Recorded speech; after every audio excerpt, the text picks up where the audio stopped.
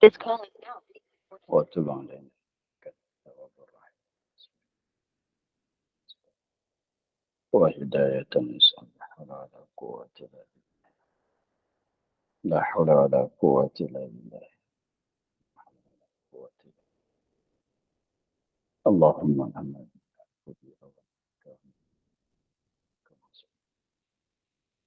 ولا من ملائكة المقربين وجميع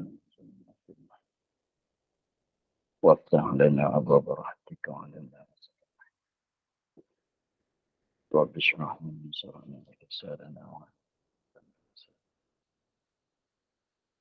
قال الشيخ لنا نفعنا في الدارين أسكن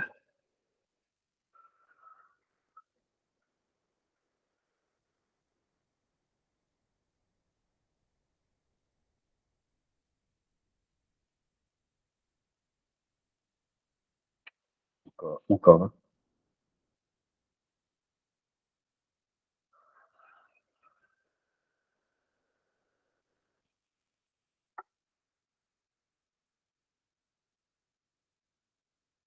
jawaban.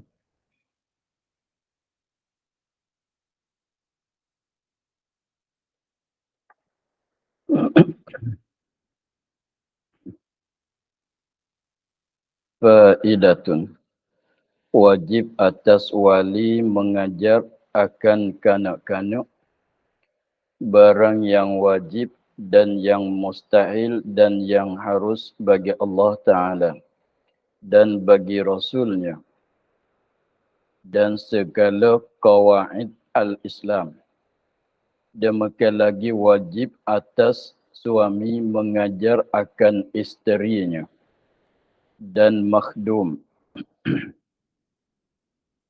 mengajar akan khadamnya dan penghulu mengajar akan hambanya. Akan demikian itu.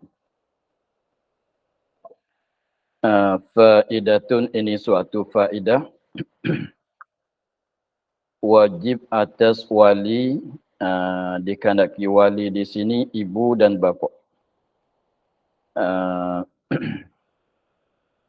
Kalau ibu bapa ada, kalau tak ada, wajib datang nenek sekiranya kalau ada. Wajib atas wali ibu bapa. Kalau tak ada ibu bapa tu, kalau ada nenek, nenek lah wajib. Wajib di atas wali mengajar akan kanak-kanaknya. Jadi wajib di atas ibu bapa tu mengajarkan anak-anak dia barang yang wajib dan yang mustahil dan yang harus bagi Allah Ta'ala. Jadi wajib di atas ibu bapa tu kena ajarkan anak-anak dia sifat-sifat yang wajib dan yang mustahil dan yang harus bagi Allah Ta'ala. Dan bagi Rasulnya Rasulullah. Sifat-sifat yang wajib bagi Allah dan bagi Rasul, yang mustahil atas Allah dan atas Rasul, dan yang harus bagi Allah dan bagi Rasul, maka wajib di atas ibu bapa tu kena ajarkan anak-anak dia. Betul, sekiranya kalau dia tak mampu nak ajarkan anak dia dengan benda ini, satu lagi. Dan segala qawaidil Islam, dan segala kaedah-kaedah di dalam agama Islam, seperti cara sembahyang, cara puasa, cara ambil wuduk. Banyak lagi lah. Daripada segala fardu ain tu, wajib di atas ibu bapa tu kena ajarkan anak dia. Sekiranya kalau dia tak kuasa, tak mampu nak ajarkan anak dia, wajib dia gantikan dengan orang lain. Wajib dia tu gantikan dengan orang lain, maknanya dengan secara upah ke, dengan secara percuma ke, ikutlah cara mana sekalipun. Jadi maknanya kalau boleh ajar sendiri, ajarkan dengan sendiri. Kalau tak kuasa, tak mampu nak ajar sendiri, kena bagi orang lain, tu ajar. Kita gaji orang ke ajar, katanya minta tolong percuma ke, ajarkan anak-anak. Tapi sekarang tu ada tempat pengajian, maka wajiblah kena hantar anak dia tu pada tempat pengajian.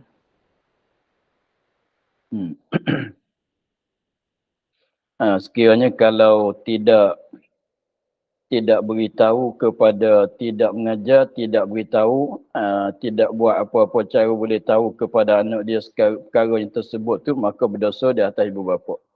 Dia sendiri tak ajar, upah orang ajar pun tidak, hantarkan tempat-tempat belajar pun tidak. Jadi menyebabkan anak dia tu tak tahu perkara ini, maka berdosalah di atas ibu bapa. Demikian lagi wajib atas suami mengajar akan isteri, sekiranya kalau isteri itu belum tahu lagi.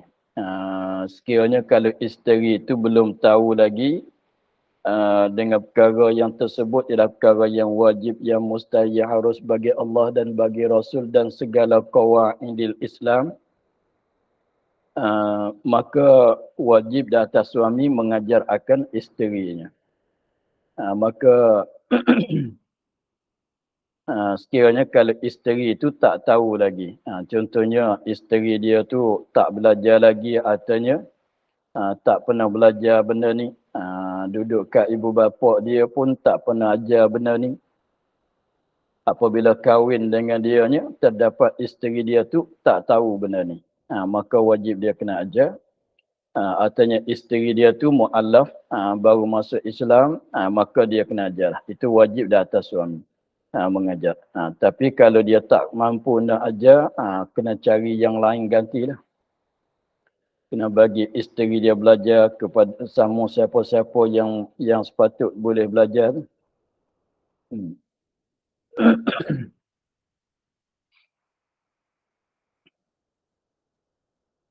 Sekiranya kalau suami itu tidak bertanggungjawab dengan masalah mengajar tu, sekiranya kalau isteri nak keluar daripada rumah, nak pergi belajar benda ni, maka dia tak ada hak nak larang. Dia kena bagi isteri dia tu keluar untuk nak belajarkan benda ni. Dan makhdum mengajar akan khadamnya, mengajar akan khadamnya. Makhdum tu maknanya orang yang dikhidmatkan baginya. Jadi maknanya, contohnya kalau kita ni, kita gaji orang untuk berkhidmat dalam rumah kita. Dia khadam tu, orang kerja tu, tuan rumah tu dikatakan makhdum. Kita gaji orang berkhidmat kepada kita. Kita ni makhdum, yang berkhidmat pada kita tu panggil khadam. Dia bukan hamba. Yang khidmat pada kita tu dengan secara sukarela ke, atau dengan secara upahan ke, itu panggil khadam. Bukan dia hamba. Maka wajib juga di atas makhdum mengajarkan khadam dia, sekiranya kalau khadam dia tu tak tahu lagi benda itu. Dan penghulu, ni penghulu mana tuan bagi hamba mengajar akan hambanya. Sekiranya kalau ada mengajar akan hambanya, semua tu akan demikian, itu akan barang yang wajib, yang mustahil, yang harus bagi Allah dan bagi Rasul dan segala qawaidil Islam. Jadi kesimpulannya, wajib di atas yang memerintah itu mengajar akan orang yang di bawah perintah dia. Ibu bapa yang merintahkan kerjaan anak-anak, maka ibu bapa tu wajib kena mengajarkan anak-anak. Suami suami isteri di bawah suami, maka suami wajib kena ajarkan isteri. Khadam di bawah makhdum, maka wajibkan khadam makhdum tu mengajar akan khadam. Katalah.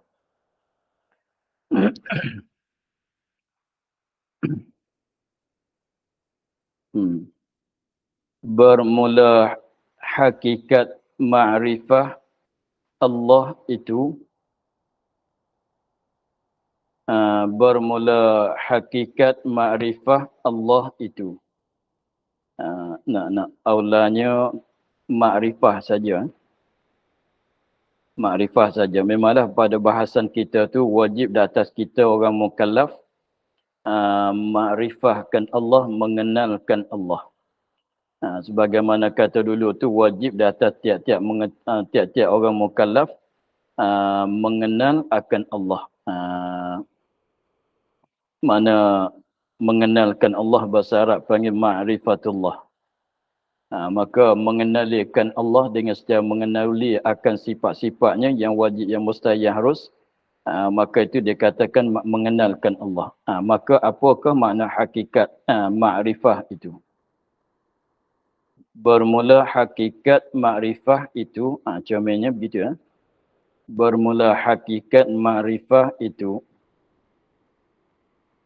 pengertian ma'rifah itu dia katanya huwa al-jazmul muwafiqu lil haqqi an dalilin. Ini ma'rifah. Maka nak panggil kenal Allah, kena begini. Kalau tidak, tak panggil ma'rifah. Katanya artinya iaitu i'tiqad yang putus. Ni nak panggil kata, nak boleh panggil ma'rifah, kenal tu, dia kena itu apa dia, putus. I'tiqad yang putus. Maknanya sebut kata putus tu nak keluarkan apa dia? Syak, zon, waham. Nak keluarkan 3 perkara ialah syak, zon, waham. Zon tak masuk dalam kata jazam, ma'rif yang putus, syak, waham pun tak masuk. Jadi maknanya sebab ta'rif dia tu katanya al-jazmu, makna yang putus. Al-jazmu, contohnya kita i'tiqad yang putus. Kita i'tiqad kata ada Tuhan. I'tiqad kita ada Tuhan tu tak boleh dengan secara zon, tak boleh. Dengan secara syak pun tak boleh. Dengan secara waham pun tak boleh. Dia kena putus. Jadi maknanya Tuhan ada. Dah tentunya begitu. Tidak zon, jangan kata barangkali.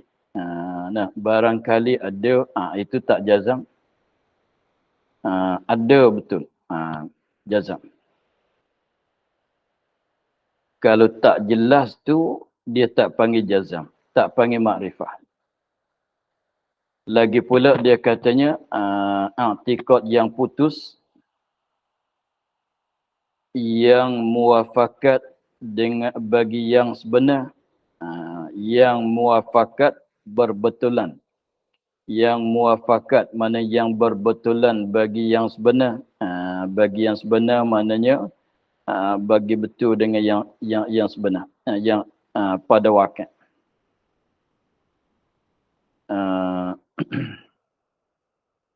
Misalan kalau nak bagi contoh katanya tak muafakat dengan yang sebenar seperti i'tiqad orang Yahudi, orang Nasara. I'tiqad dianya tapi kemas, putus. Dia kata Tuhan itu ada 3. Jadi i'tiqad dia kata Tuhan itu ada 3 tu tak betul dengan yang sebenar. Sebab yang sebenarnya Tuhan ada 1 saja. Tuhan ada 1 saja, bukan dia 3. Maka i'tiqad katanya Tuhan itu ada 3 tu tak betul dengan yang tak berbetulan dengan yang sebenar. Maka tak panggil kata ma'rifah. Tak panggil ma'rifah, panggil jahil. Sebab tu orang Nasara tu panggil jahil. Jahil murakkab. Seperti i'tiqad setengah-setengah orang tu, i'tiqad Allah Ta'ala itu bertempat Itu tak betul dengan wakil juga, tak betul dengan yang sebenar. Sebab yang sebenarnya Allah tak bertempat. I'tiqad katanya Tuhan duduk di atas arasy. Setengah mereka tu i'tiqad Tuhan duduk di atas arasy. Maka itu tak betul dengan yang sebenar. Maka itu dia tak panggil makrifah. Sebab salah dengan benda, diri perkara.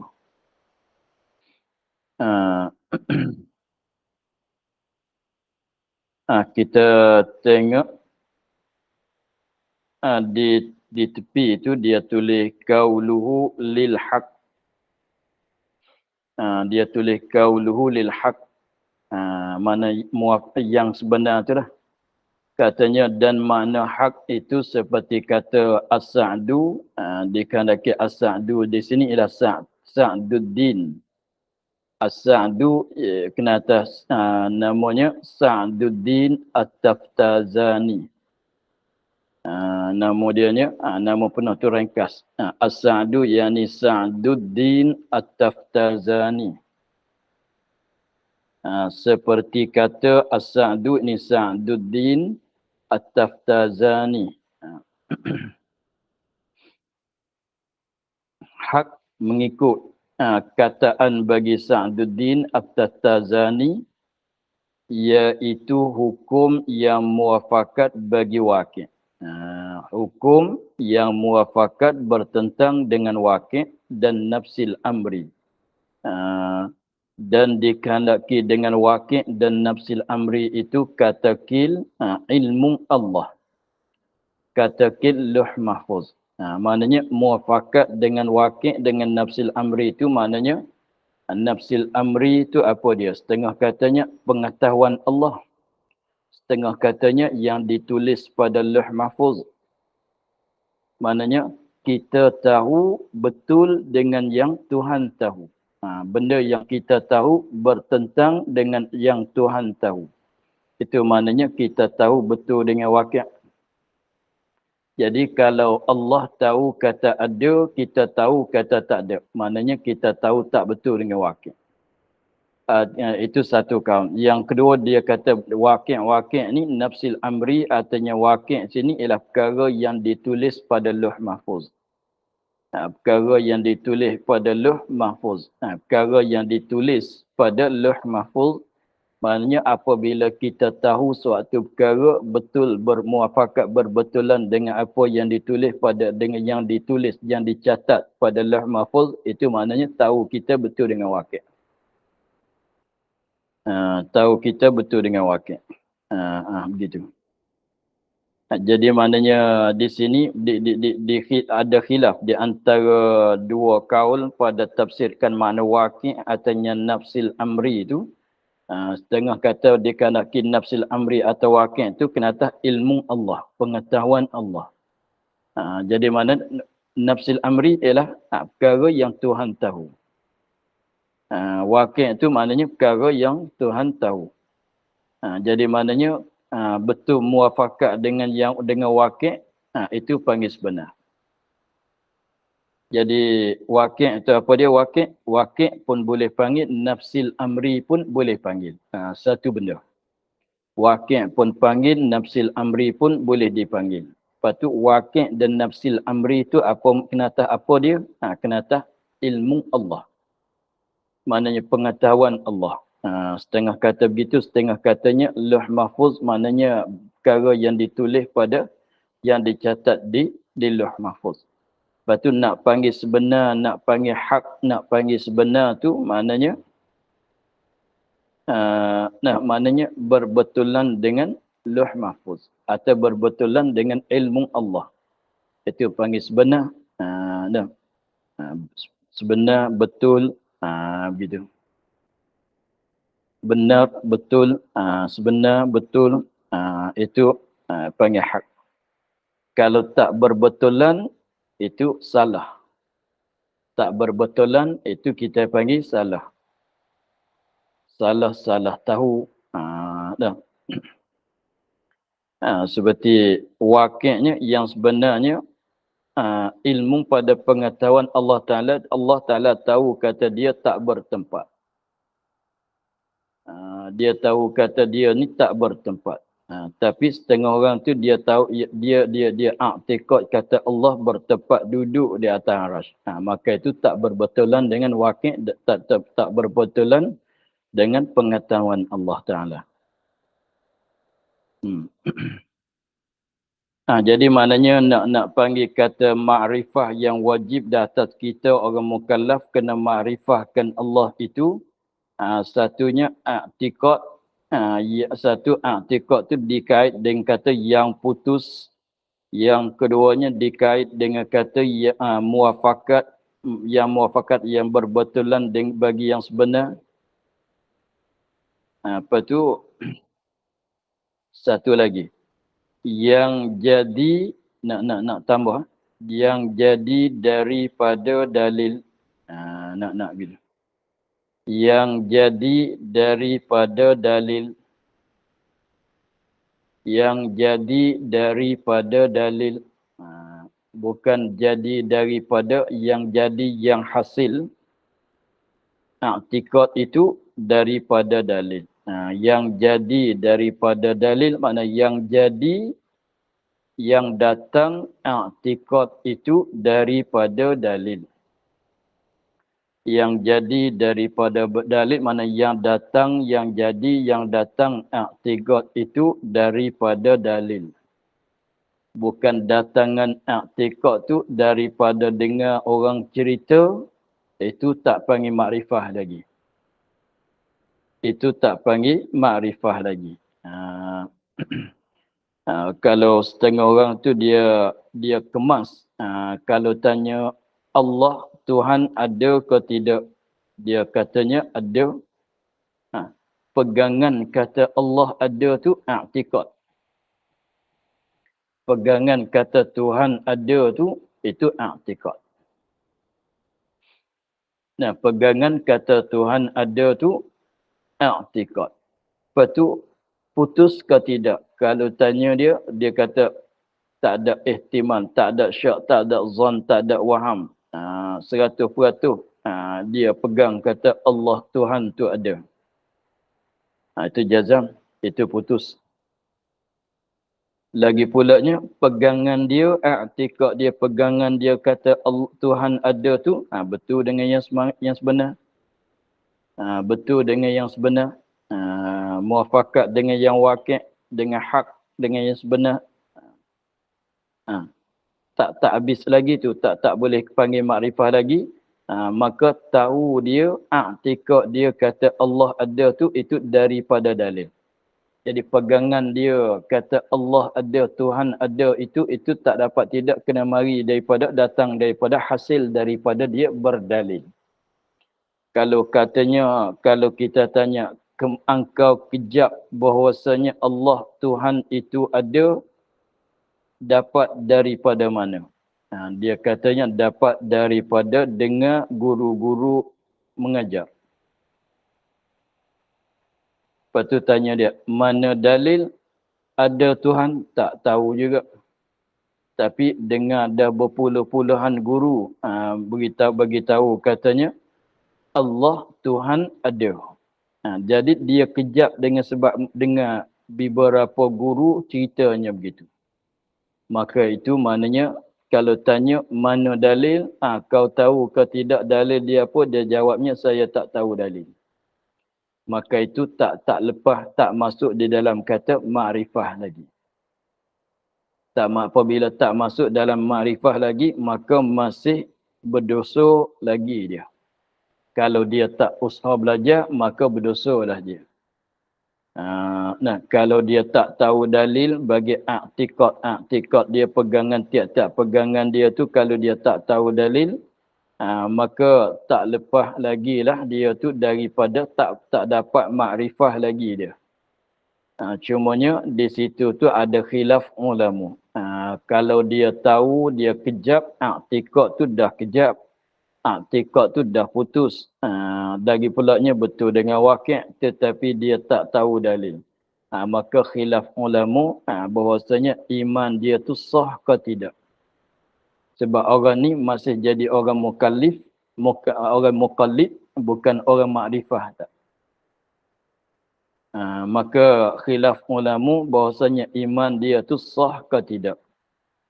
Maka kaum asahnya berpendapat bahwasanya iman dia tu sah.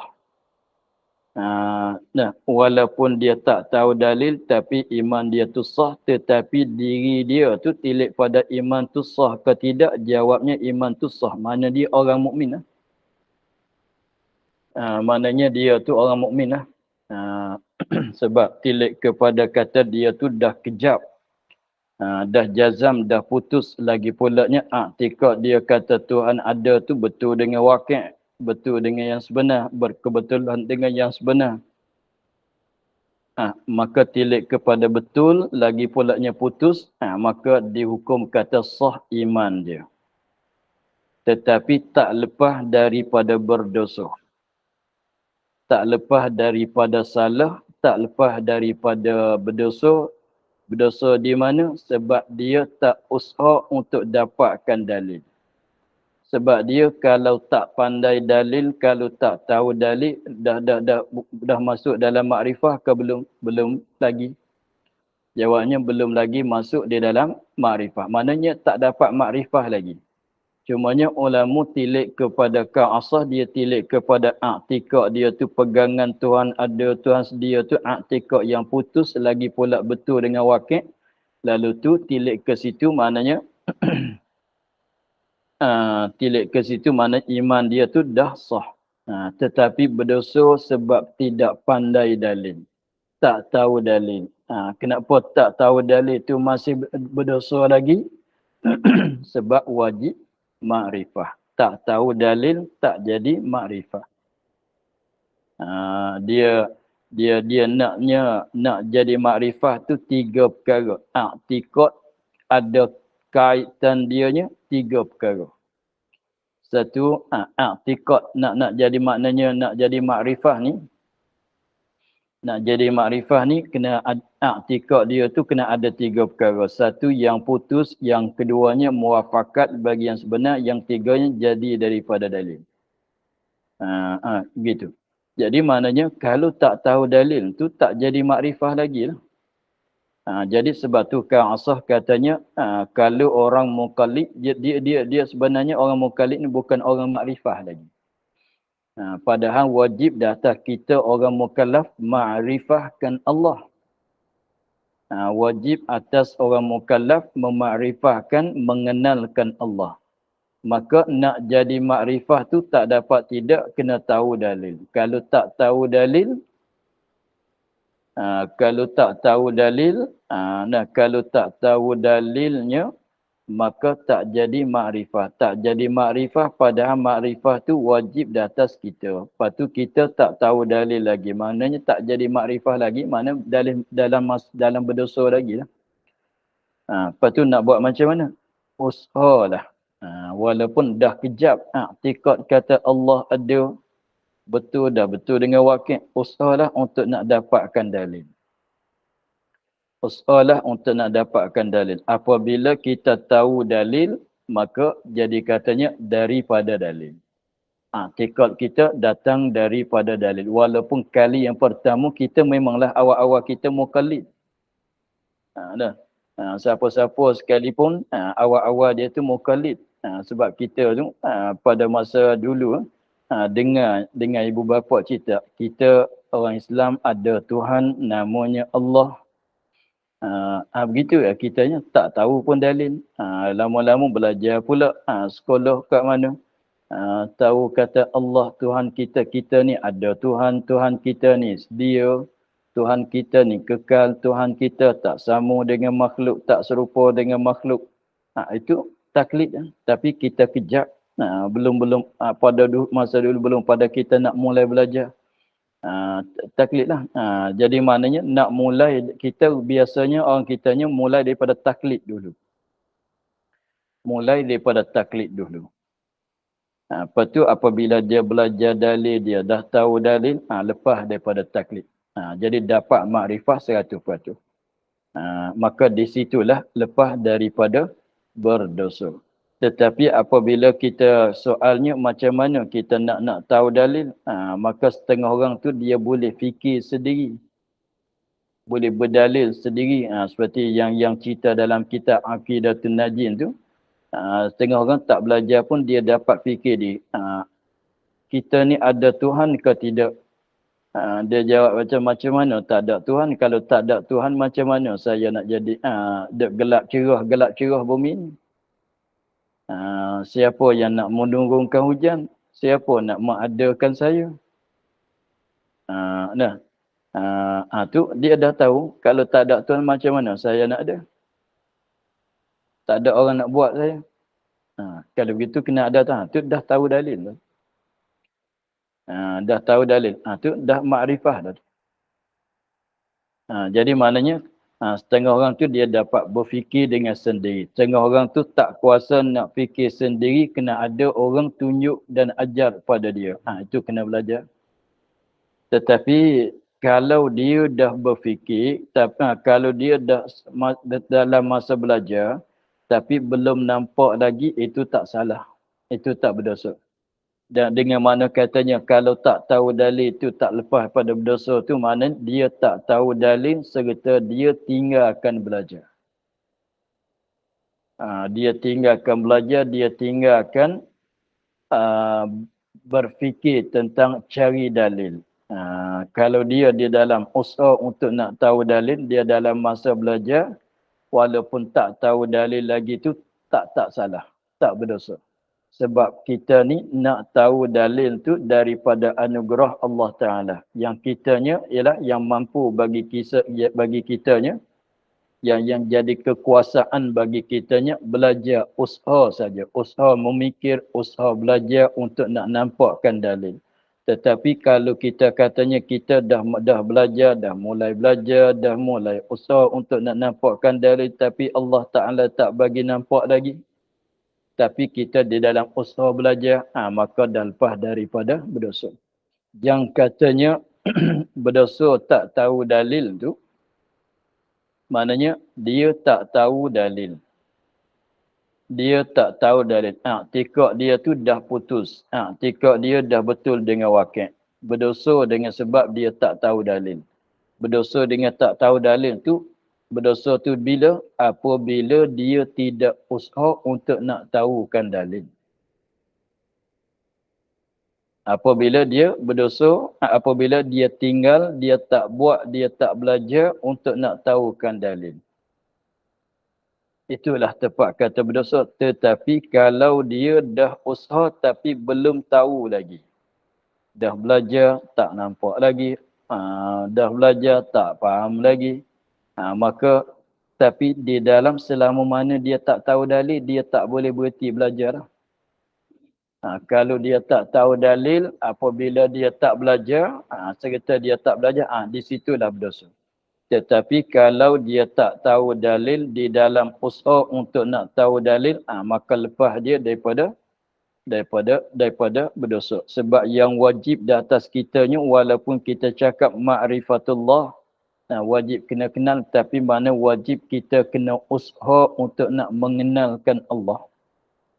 Wajib kita usaha untuk nak mengenalkan Allah. Maka tak boleh nak jadi kenal, malaikat kena tahu dalil. Maknanya wajib di atas kita kena usaha untuk nak tahukan dalil. Wajib dia mana? Wajib usaha untuk nak tahu dalil. Maknanya kalau seorang tu dia dah usaha untuk nak tahukan dalil tapi tak dapat tahu lagi, maka itu dah lepas daripada berdosa. Jadi maknanya tempat berdosa tu di mana? Tak tahu, tak belajar. Itu berdosa. Tapi kalau tak tahu sedang belajar, tapi belum dapat lagi. Belum dapat tahu dalil lagi. Tapi tengah belajar, maka itu tak berdosa lah. Sebab lagi pulaknya setengah orang tu, dia tak tahu lagi pulaknya adat kita ni nak belajar sifat-sifat i'tikad kita banyak kan. Kalau kira semua tu 50 akidah yang wajib kita kena tahu daripada benar akliyat.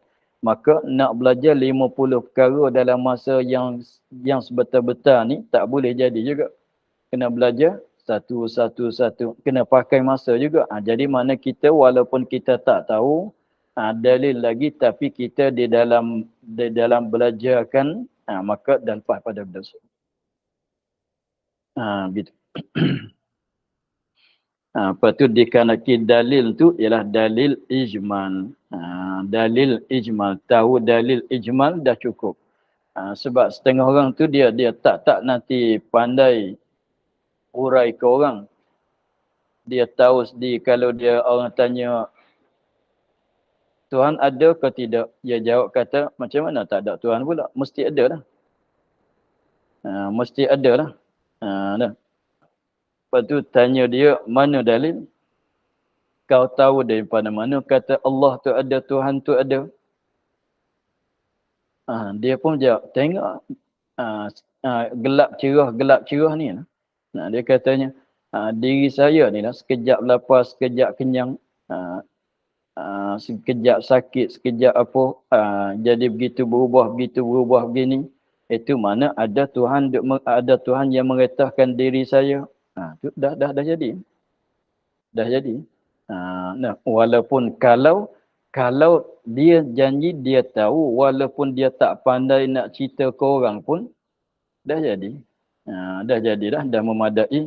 Kalau pandai cerita ke orang tu, maknanya bukan sekadar itu, bukan biasa dah tu, maknanya orang alim dah tu. Kalau boleh tahu pandai cerita ke orang pula ni. Jadi begitulah. Jadi apa tu, setengah orang tu risau bab-bab ni. Tak tahu dalil, sebab apa dia belajar dalam kitab tu dia tak faham. Tapi kalau tanya Allah kuasa ke tidak, memang kuasa. Macam mana pula Tuhan kita tak kuasa? Kalau tanya mana dalil, dia kata tengok langit bumi. Tengok langit, duduk sebelah atas tak pakai tiang pun. Kalau dia tak kuasa, dia tak boleh buat begitu. Dah jadi dah tu. Tu contohnya, begitu-begitu tu dah jadi. Kalau tanya, Tuhan ada berapa? Ada satu. Mana dalil kata Tuhan ada satu? Kalau Tuhan ramai, kalau Tuhan banyak, nanti Tuhan bergaduh sama Tuhan pula. Tuhan bergaduh, Tuhan berkelahi sama Tuhan pula. Jadi hancurlah langit bumi ni. Contohnya. Tu dah jadi dah. Tu nak bagi ada alasan. Tapi alasan pun, dalil pun alasan tu dalil lah. Yang sepatut dengan benar lah. Sebab ni dia dalil ni guna dalil akli. Walaupun kita tak ingat hadis, tak hafal hadis, tak hafal ayat Quran pun, dalil bagi satu-satu i'tiqad tu kita guna dalil, kita gunakan dengan dalil akli. Maka setiap orang mukallaf orang yang ada akal. Kalau tak ada akal bukan dia orang mukallaf. Sebab kata orang mukallaf orang ada akal. Sebut kata orang ada akal, mesti dia boleh memikir. Boleh berdalil, dia mampu berdalil dengan dalil akli. Sebab kalau tak ada akal, bukan dia orang mukallaf. Maka sekiranya kalau dia ada akal, tentu dia kena tahu dengan akal dia. Ada Allah, dia kena nampak dengan akal dia. Ada sedia Allah, dia kena nampak dengan akal dia. Cumanya setengah orang tu dia tak pandai nak susun saja. Tak pandai nak susun, nak ambil mana dulu, nak mulai fikir di mana dulu. Contohnya apabila seorang tu dia nak bergulai masalah, rempah dia tahu masuk nak gulai macam ni, rempahnya begini, tapi dia tak tahu katanya rempah ni nak masuk banyak mana, tak pandai nak susun. Ada setengah orangnya begitu. Begitu ya. Jadi setengah orang tu kalau tanya dia dalil dia tahu tapi tak jadi tertib. Tak apalah, nanti tahu, janji tahukan dalil. Kita tengok sikit lagi. Kesimpulan, nak bagi buat kesimpulannya, i'tiqad, makrifah ni yang wajib di atas kita orang mukallaf. Makrifah dikandaki dengan makrifah tu ialah i'tiqad. I'tiqad tu i'tiqad yang putus. Lagi pulanya Satu, nak kaitnya, kaitan yang pertama, putus. Bahasa Arab kata, jazam. Muafakat bagi yang sebenar. Maknanya betul, tak salah. Berbetulan dengan yang sebenar. Dua. Tiganya, jadi daripada dalil. Sebab tu, kalau, nak panjang lagi ya. Sebab tu, kalau saya nak tanya,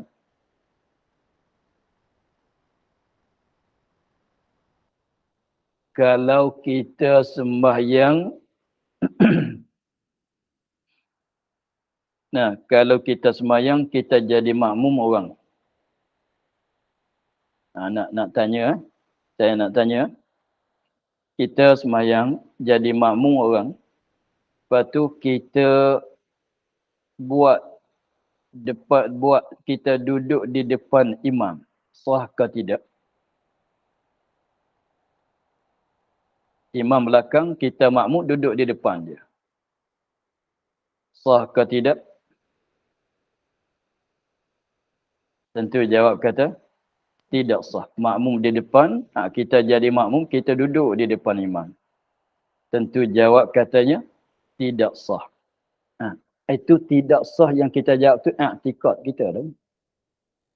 Itu i'tikad kita dah tu. Kejap tak begitu, kemas tak begitu, putus tak, putus.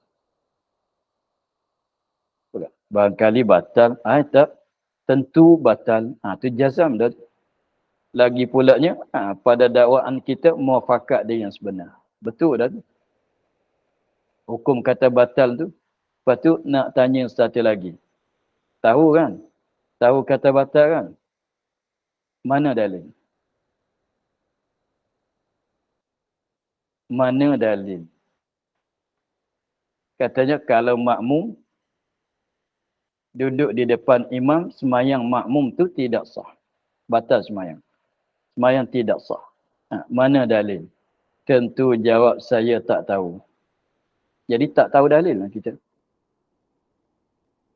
Tak tahu dalil, tak panggil makrifah kita pada itu, pada masalah tu sana. Jadi i'tikad kita katanya makmum apabila duduk di depan imam tu, batal semayang dia, tidak sah semayang dia tu, ialah bukan makrifah kita. Kenapa tak panggil makrifah? Tak tahu dalil. Tapi tahu dah hukum sana. Tahulah boleh jawab sana, tahu. Tapi, tu nak kita katanya, tahu rendah sikit daripada makrifah. Tahu ke tidak, katanya batal, tahu. Tanya siapa pun, biasanya kalau orang belajar tu, dia tahulah. Katanya batal, tapi tanya mana dalil. Tak boleh nak jawab. Maka tak panggil makrifah tu. Tak panggil makrifah. Hanya panggil taklid. Tak panggil makrifah, patut tahu di mana kata batal. Belajar kitab fiqhnya begitu. Saya belajar kitab, semua kitab fiqh, ceritanya begitu. Semuanya kitab-kitab fiqh, ceritanya begitu, bagi tahunya begitu, kita ikut dia lah. Belajar kat guru mana-mana pun, baca dalam buku mana-mana pun batal. Maka kita taklid saja. Taklid siapa? Taklid Imam Syafi'i kita ni. Sebab kita tak tahu dalil. Yang tahu dalil tu Imam Syafi'i. Nak bagi nampak gitulah. Yang tahu dalil katanya orang peringkat Imam Syafi'i tu. Orang peringkat mujtahid tu. Mereka yang tahu dalil. Kita tak tahu dalil. Nak bagi begitu. Maka jadi kita ni taklid saja. Tetapi berdosa ke tidak? Di situ. Berdosa ke tidak? Kena nak tahu jawab dosa ke tidak, kembali kepada masalah kitanya dalam bab fiqh, wajib dalam bab furu'. Bab furu', dan ni bab cara semayang, cara puasa dan sebagainya, cara jual beli, cara menikah kahwinnya, wajib di atas orang yang bukan mujtahid mutlak. wajib di atas orang yang bukan mujtahid bertaklid akan orang mujtahid. Wajib taklid, mana bukan wajib makrifah. Wajib taklid bukan wajib makrifah. Wajib taklid. Kita mesti kena taklidkan orang yang mujtahid.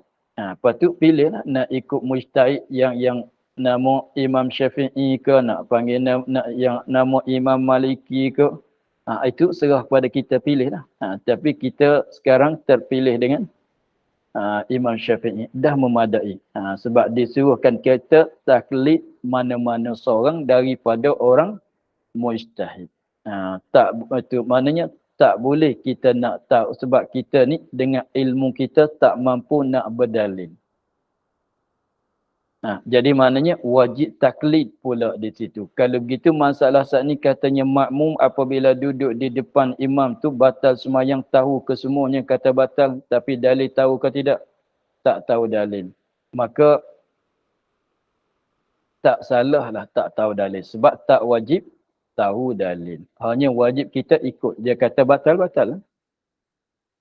Orang alim kata batal, orang mujtahid katanya batal-batal. Begitulah.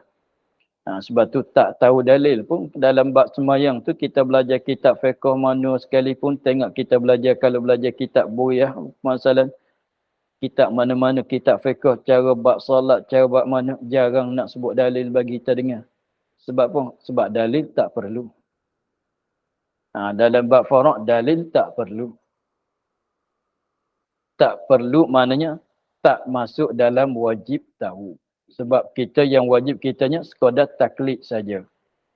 Bukan kata tak perlu belajar, bukan begitu maknanya tak jadi wajib tahu dalil. Tapi kalau kitab tu besar-besar bahasan tu mana biasanya ada sebut dalil, ada boleh tahulah. Tapi nak cerita katanya tak tahu pun tak mengapa sebab kita tak wajib tahu dalil. Itu dalam bab fiqh. Tapi sini taklid tu tak boleh. Taklid di sini bab akidah ni taklid tak boleh, mesti kena lepas daripada taklid. Nak lepas pada taklid kena tahu dalil. Jadi begitu maknanya kalau kita ni dalam bab fiqh, bab furu'nya wajib taklid saja. Tanya dengan maknanya jadi beramal dengan ayat katanya fas'alu ahla dzikri in kuntum la ta'lamun. Tanyalah ahla dzikri, orang tahu, orang yang tahu. Sekiranya kalau kita tak tahu, tapi lain daripada bab akidah, sekiranya kalau kita tak tahu, kita tanyalah orang yang tahu untuk nak ambil jawapan. Jadi maknanya kalau kita tak tahu dalil pun tak mengapa. Contohnya kita dapat takap burung, seekor burung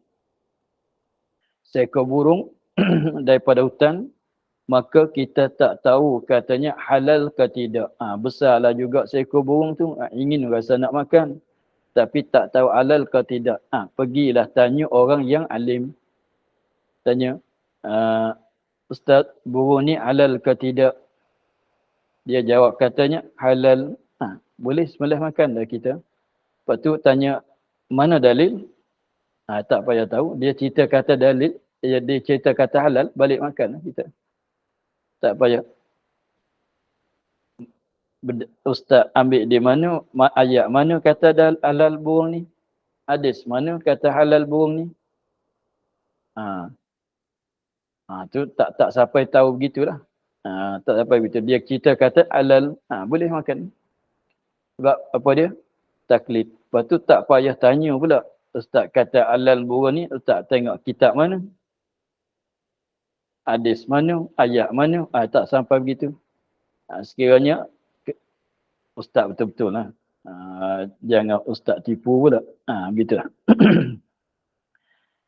Itulah. Jadi panjang pula uraiannya. Maka hari ini sekadar tu saja.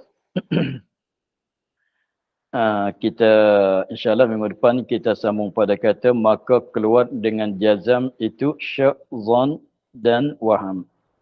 Wallahu a'lam. Alhamdulillah rabbil alamin. أعوذ من الشيطان الرجيم بسم الله الرحمن الرحيم الحمد لله رب العالمين والصلاة والسلام على أشرف الأنبياء والمرسلين وعلى آله وصحبه أجمعين اللهم افتح لنا فتوح عليك وارزق لنا منك الكريم واجعل أعمالنا خالصة لوجهك الكريم اللهم إنا نستودعك ما قرأناه وما حفظناه وما كتبناه فرضا علينا وافتح يدنا إليه سبحان ربك رب العزة عما يصفون والسلام على المرسلين والحمد لله رب العالمين. Sekejap lagi kita sambung kitab Aqidatun Najin ya. InsyaAllah. Terima kasih Baba. Assalamualaikum. Baba. Terima kasih Baba. Assalamualaikum. Terima kasih Baba. Terima Baca yang satu lagi depan ya. Tapi different link. Ini nak pergi kencing tak? Oh, mana ni? Daftar ni. Oh, ke depan ni tu.